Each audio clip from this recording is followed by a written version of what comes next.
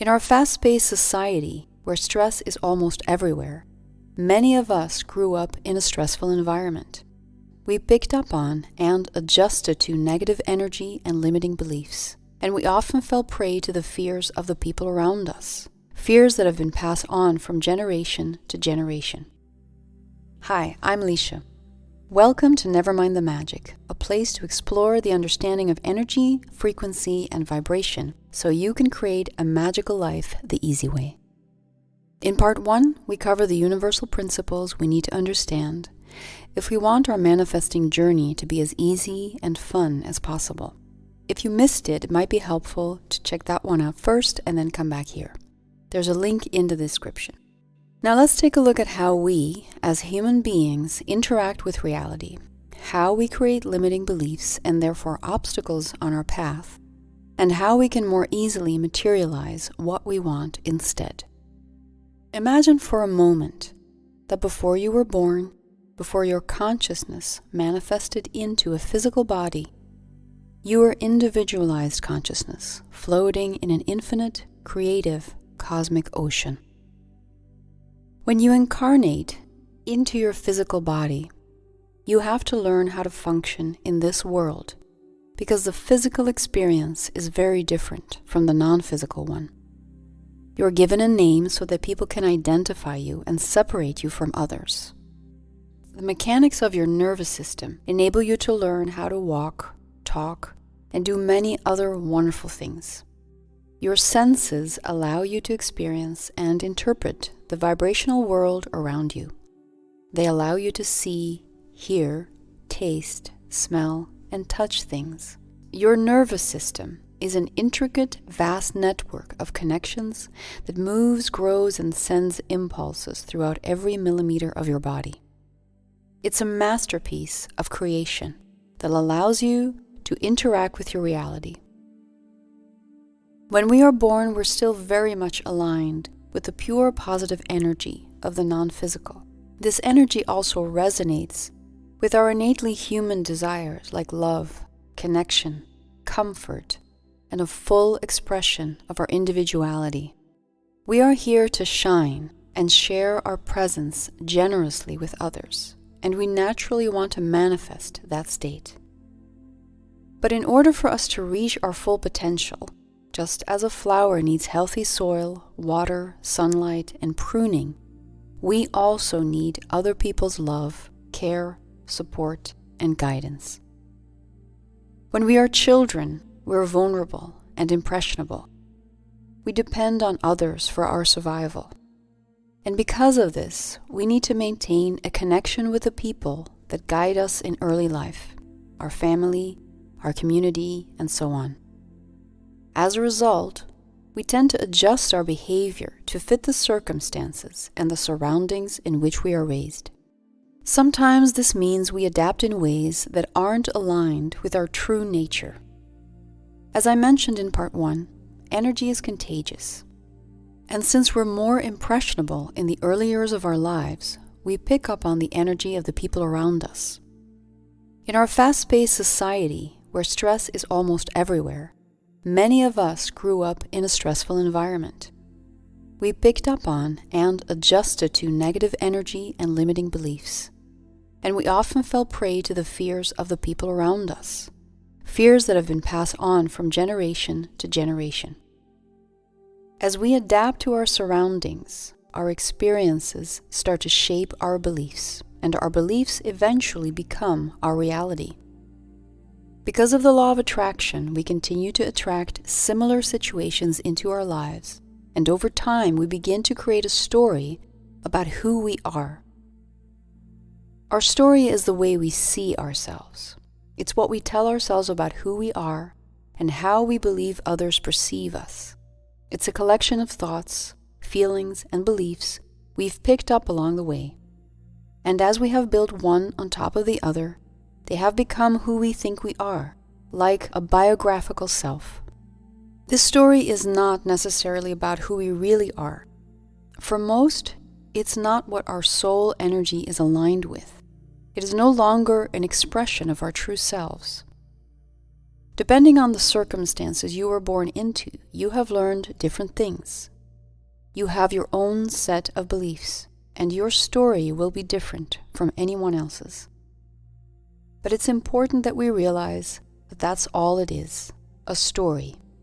And by understanding the law of attraction, we now know we can change our story if we choose to do so. We can redirect our focus and start creating a new reality. In short, we can change our minds. To do this, it's helpful to know how the mind works, because even though it's a wonderful tool, it can also play tricks on us. In the previous video, we discussed how the universe is a multidimensional field, an infinite, all-encompassing, ever-expanding, interconnected sea of energy consciousness. All levels of the mind are one with this field. But infinity is a concept hard to get the mind around. So to make things more tangible, let's say we experience the universe through the conscious, the subconscious, and the superconscious or higher mind. Let's look at these levels of the mind and how they help us create our reality. The conscious mind. The conscious mind is how we experience our moment-to-moment awareness.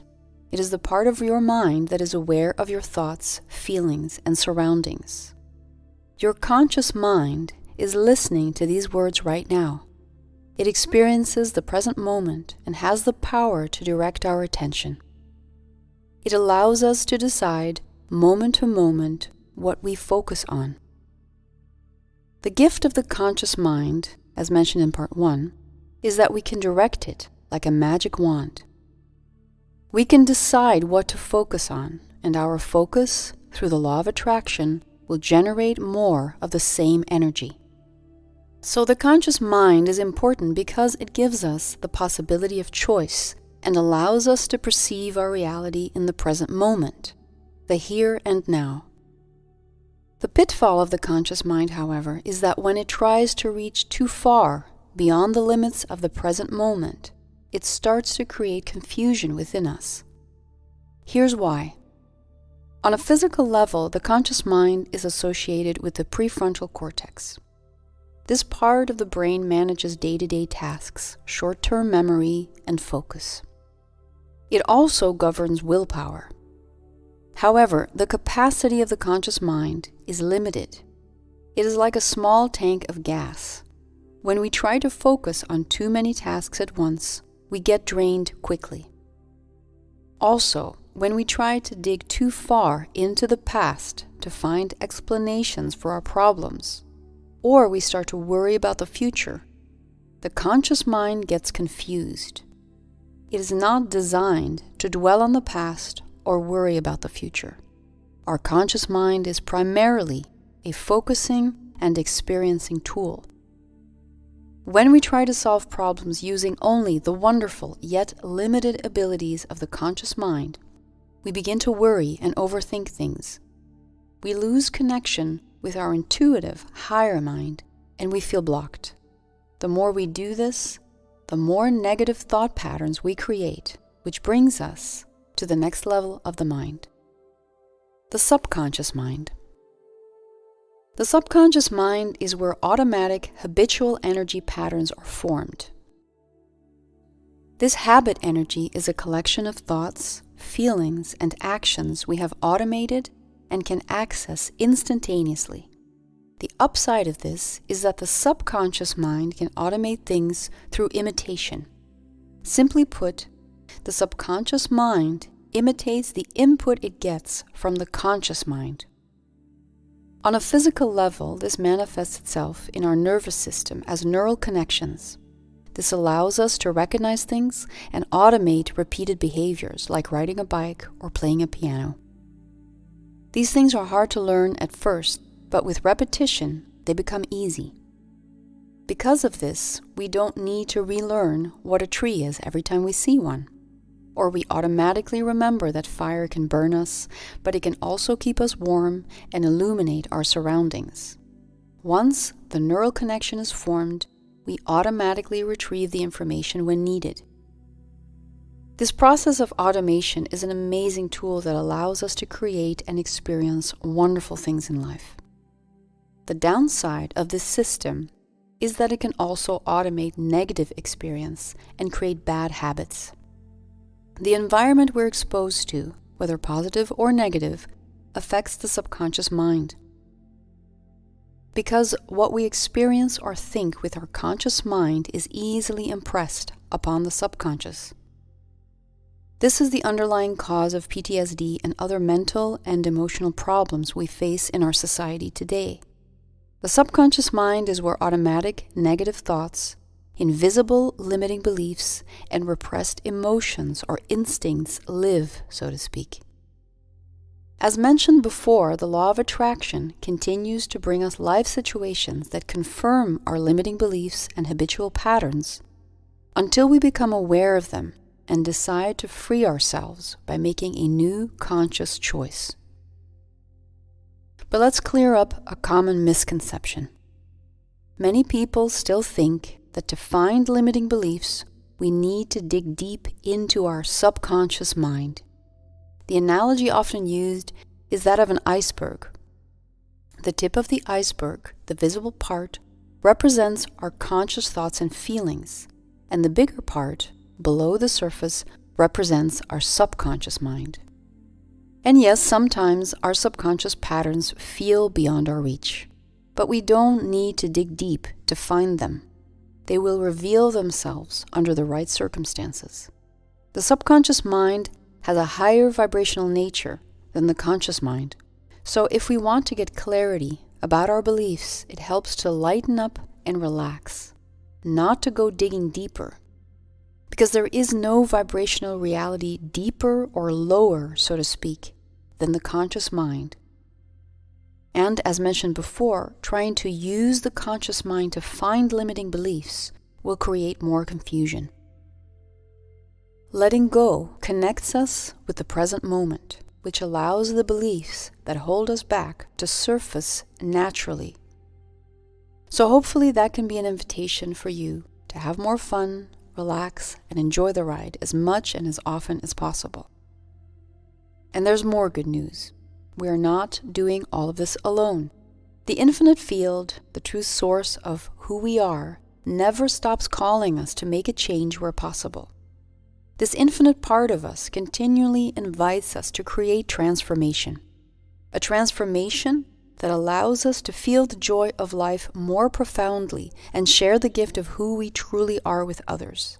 And that brings us to the superconscious or higher mind.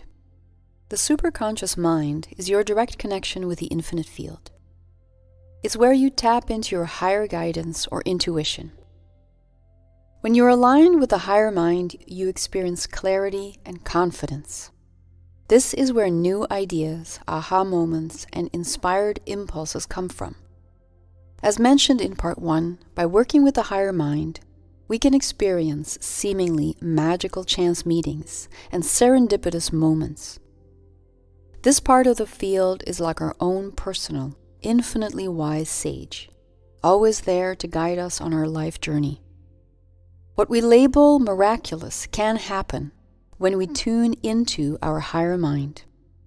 It shows us our unique path of least resistance when we allow it to.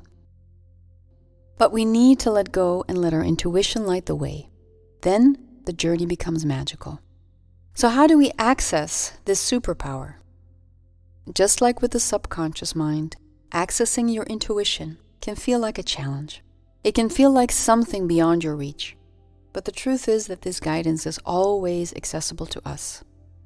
The best way to start working with the higher mind is to ask specific questions, focus on the feeling of your desired outcome, and then relax and let go of all your expectations of how things will manifest.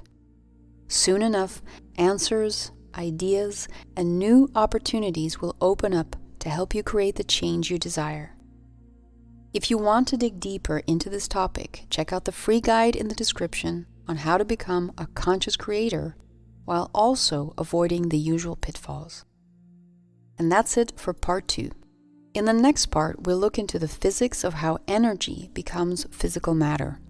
Once you understand this part of the manifesting process, you should feel ready to hit the ground running. So I'll see you there.